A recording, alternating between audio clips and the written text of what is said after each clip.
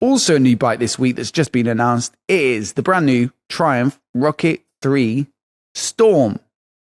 Now, I don't know whether you thought it really needed an update, Tim, but here's the kind of general lowdown. Obviously, there's more detail over on the main channel, but it's basically the same bike, but they've given it about 50 more PS of power.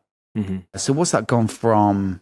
It was 167 horsepower, I believe, and it's gone up to 182 or so. Okay. And then also 4 more newton meters of peak torque. It was already the torquiest motorcycle engine on the market, the largest capacity at 2.5 litres.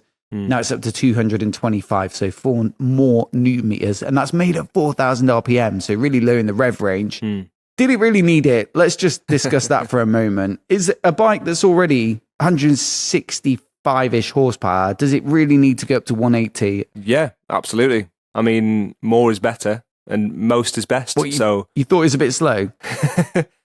Yeah, I could have done with it. It didn't really excite me. And the extra 4 newton meters is really going to make the difference. No, I think either way, I don't know if that's going to make much of a difference in terms of actually getting out there and rinsing that throttle. I think it's going to be about as fast as the previous one, which is to say it's a really fast bike. It's very exciting to ride. Love it. And also, you've ridden one as well, obviously. I don't know whether you felt the same, but to me, it's kind of the Bugatti of bikes in that, yes, it's got, more power than most bikes out there and it can go very, very fast, but it also just wears it well. It just feels so secure at those speeds where if you think of maybe a lighter bike where you'd, maximize that power to weight ratio, it might feel a little twitchy, to say the least, and that one just felt composed, not scary or intimidating, even when you're doing stupid speeds. Yeah, totally. It's got a certain length to it, let's say, that I think makes it feel super stable, and it's definitely got a bit of heft to it, which makes it feel super planted. Look, I don't know, I was just thinking about it, and yeah, I think power and the most torquey bike and giving it more torque is always going to be quite headline grabbing, but I think that's probably the main intention. You've always got to give a bike a sort of mid-cycle update to keep it fresh, keep selling them. Sure. And look at the spec on the rest of the bike. Top-notch Brembo brakes. It's got a big 4-pot brake caliper on the rear as well, so there's not much you could do there. I think it has really good adjustable show suspension, so you couldn't really give it a lift in terms of chassis stuff. And then redeveloping anything fundamental about it, like the frame or anything like that, it's going to be too expensive for what is ultimately, a fairly, one assumes, development intensive kind of bike. And so really probably squeezing a bit more power and torque out of it is the sort of headline change that they needed to make it sound more exciting than the previous one and like it's moved on, but without really having to do much. I mean, they did say they didn't even change anything inside the engine physically. Right. It's just, it's like an ECU update. So in theory, you could get your old bike remapped if you want someone I didn't ask him that. It's a very good point, mate. I did not ask. I was on the kind of briefing call.